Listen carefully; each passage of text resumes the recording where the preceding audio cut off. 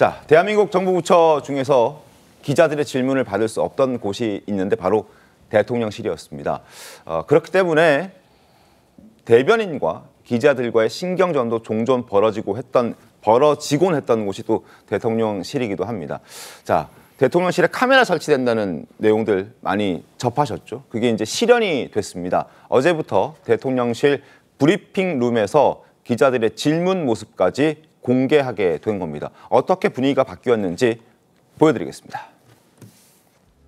이재명 대통령은 한덕수 전 국무총리가 권한 없이 했던 이완규 함상훈에 대한 지명을 철회했습니다. 끝입니다.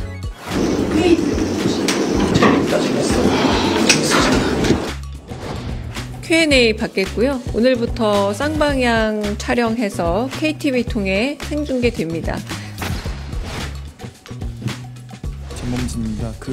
송미령 장관께서 오늘 공개하신 네, 질문하시죠. 네, 저기 제일 뒤에 다른 질문 있으실까요? 질문하신 분은 이제 그만하시고요. 아까 이제 질문 안 하셔도 되나요? 그래서 앞으로는 관계자라고 꼭 쓰지 않으셔도 되고요. 실명대로 밝히셔도 괜찮습니다. 어차피 지금 이게 녹화로 나가는 부분이잖아요. 네, 이제 답변하는 관계자들의 얼굴과 직함, 이름을 보는 게 아니라 그것 당연히 보는 것이고 질문하는 기자들, 어느 매체, 누군지, 어떤 기자인지, 윤태훈 기자인지, 강성필 기자인지, 윤주진 기자인지, 임주혜 기자인지 다 확인이 되는 거거든요.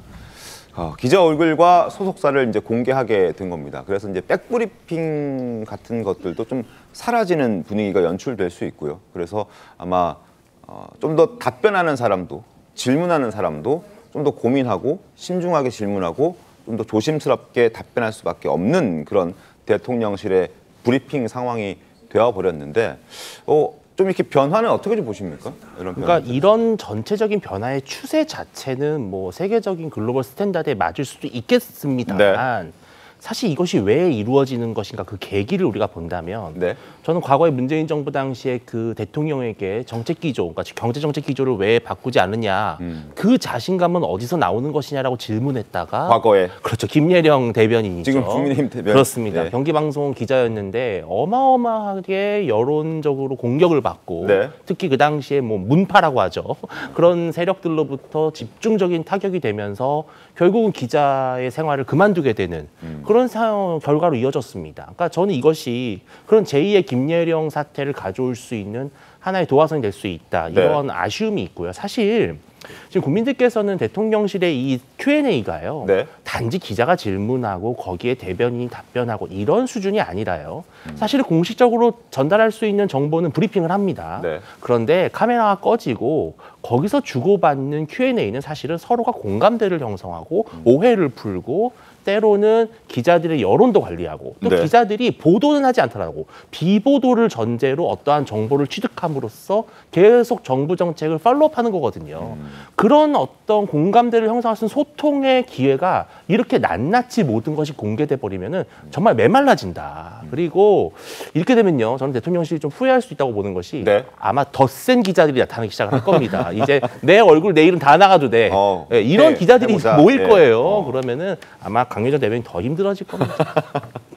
근데 이제 그런 얘기도 이제 좋은 쪽으로 해석하면은 여러 가지 내용들을 하나부터 열까지 그냥 다 공개하기 때문에 이걸 명확하게 전달할 수 있는 방법이기도 하다라는 얘기도 있었으나 또 다른 쪽에서는 이거 기자들의 질문을 좀 차단하기 위해서 함부로 말을 못하게 만들기 위해서 카메라를 설치하는 것 아니냐라는 어떤 비판적인 시각도 분명히 존재합니다.